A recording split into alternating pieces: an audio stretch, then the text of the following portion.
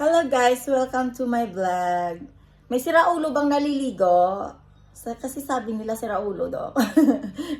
Amuyin ko yung kilikili ko, wala naman akong body odor, di ba?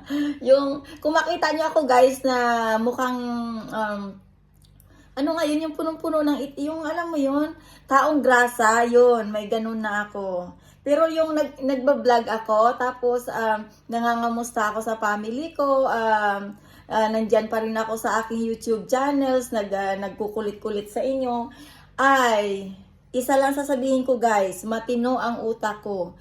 Pumunta ako dito, sa country ito, nag-apply akong au pair. Au pair. Hindi ako lumambitin sa matanda, madaling mamatay, mamaho, metlog. Nakapunta ako dito dahil nagnani ako.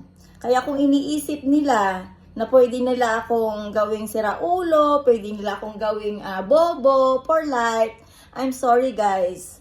You know what? This type of persons, I know I have a brain. But if I keep quiet, it because I think too much. And it because, I want to read people's mind around me. At alam ko kung ano ang pinaplano nila sa akin. They try to remove hot water. It because they don't want that I will take a bath.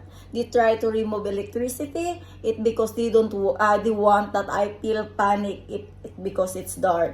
And yung mga tinatry nila, and then the last is they want to get my case. They said that he said that he need the case, but honest is he have two case that what I have, he have to. And I cannot give mine. Bahala siya sa buhay niya. Ayun guys, may siraulo bang nagbablog? May siraulo bang Pilipina na makakarating sa ibang bansa dahil may sayad sa Pilipinas?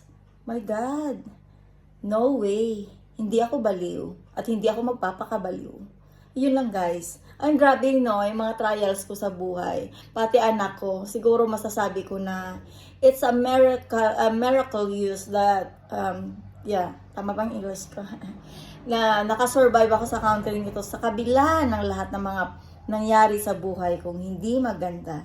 At alam mo guys, to all Filipino, huwag kayong magpaparecruit dahil sa pera. Dahil sa totoo lang, nakakakarmang kumuha ng pera sa maling paraan. At ang bagay na yan, pera lang yan. Promise, pagising mo sa umaga, kapag kinuha mo ang pera sa masamang paraan, gigising ka sa umagang wala ka ng pera at isa kang luhaan. Ayun lang guys. Bye-bye.